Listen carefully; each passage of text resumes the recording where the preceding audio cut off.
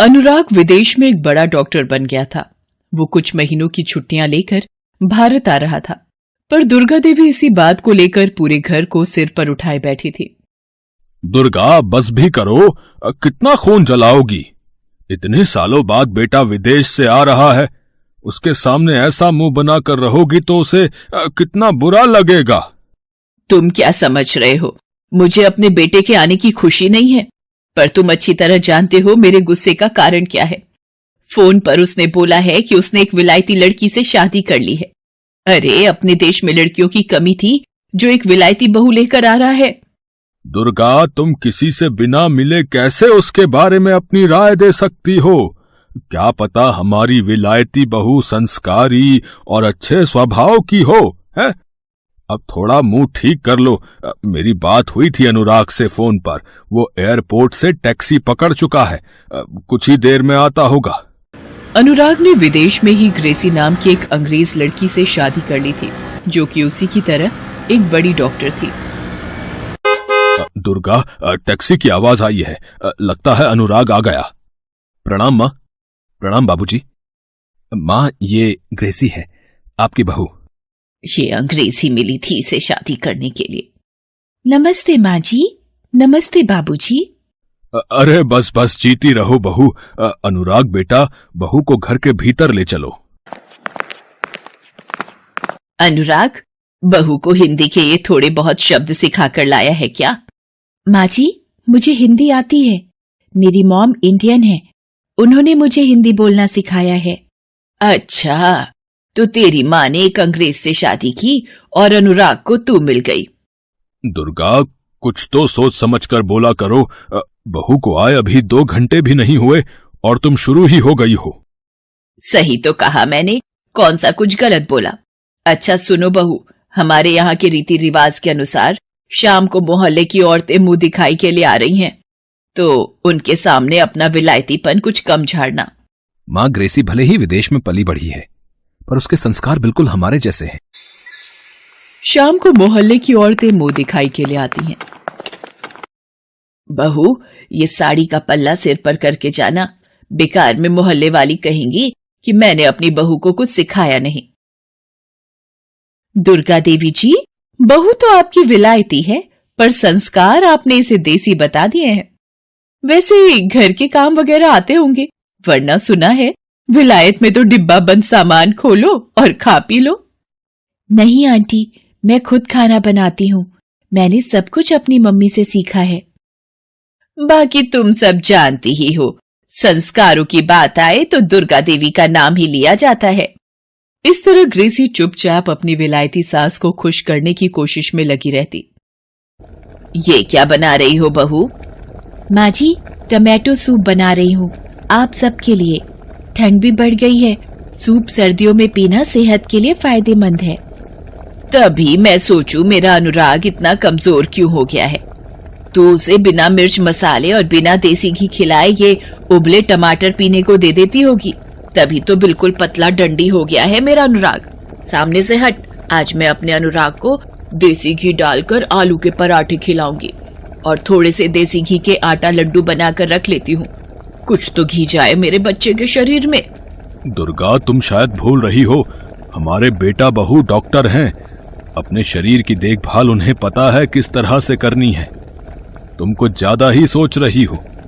लाओ बहू, ये गर्म गर्म टमाटर सूप मुझे दो। अरे, बड़ा ही स्वादिष्ट बनाया है बहू, जीती रहो। माँ, बस और नहीं, मैं पहले ही 2 देसी घी में लिपटे पराठे खा चुका हूं।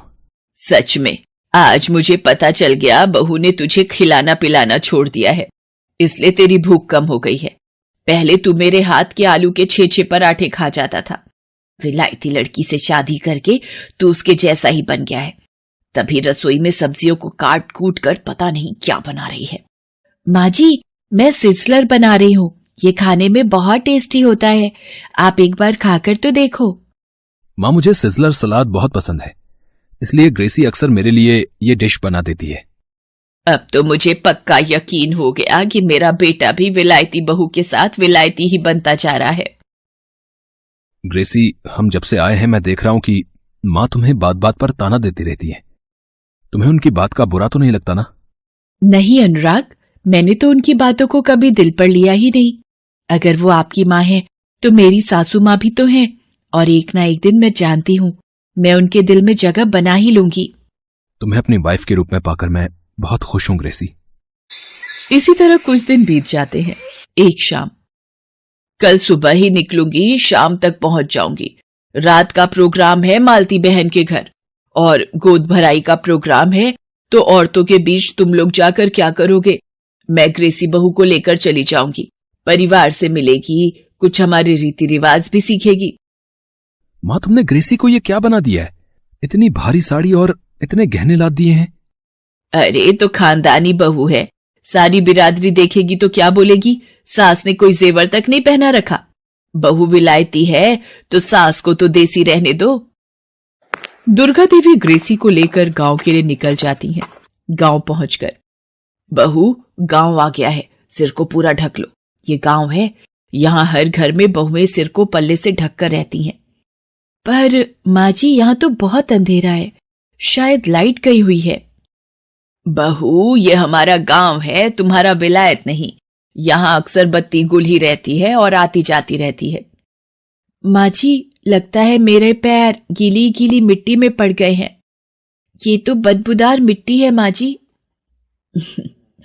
बहू, ये बदबूदार मिट्टी नहीं, शुद्ध खुशबूदार गाय का गोबर है। इसके उपले बनाकर चूल्हा और अंगीठी जलाते हैं जिस पर खाना बनता है। अच्छा, सचमुच इंडिया कितना क्रिएटिव है, नए नए आइडियाज खोजता रहता है।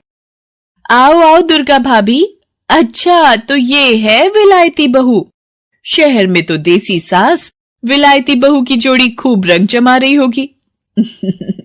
वो तो है दीदी, अब मुझ जैसी सीधी सास हर किसी की किस्मत में नहीं होती ना।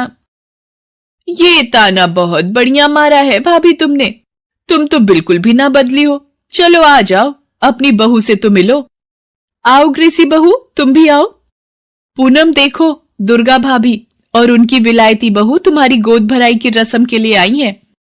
ग्रेसी, तुम बहुत सुंदर हो, तुम्हारे सुनहरे बाल तो बहुत खूबसूरत है। तुम भी बहुत प्यारी हो पूनम। कौन सा मंथ मतलब महीना चल रहा है पूनम? ये लो, इसकी डॉक्टरी शुरू हो गई। ग्रेसी, मेरा 7वां महीना चल रहा है, 2 महीने और अभी बाकी है। इस तरह सब लोग बातें करने लगते हैं और पूनम की गोद भराई की रस्में शुरू हो जाती हैं। ग्रेसी को यह सब देखकर बहुत अच्छा लग रहा था। तभी अचानक, माँ जी, मेरे पेट में दर्द हो रहा है, वो भी रुक रुक कर।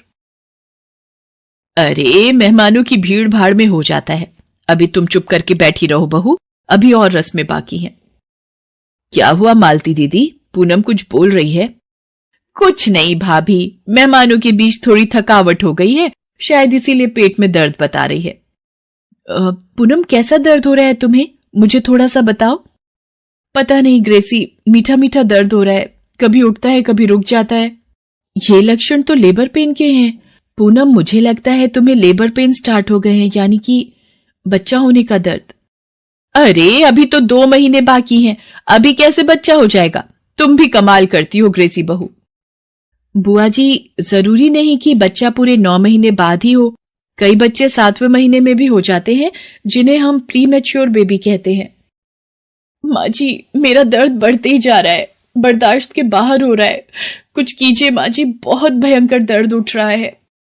अब क्या होगा? रामकली दाई तो अपने बेटे के घर शहर गई हुई है, अब क्या होगा? तो दीदी, दूसरी दाई को बुला लो। भाभी, ये छोटा सा गांव है, यहाँ पर एक ही दाई है।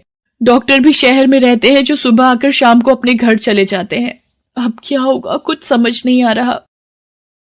आप घबराइए मत बुआ जी, सब ठीक हो जाएगा। मैं पूनम को कमरे में लेकर जाना चाहती हूँ।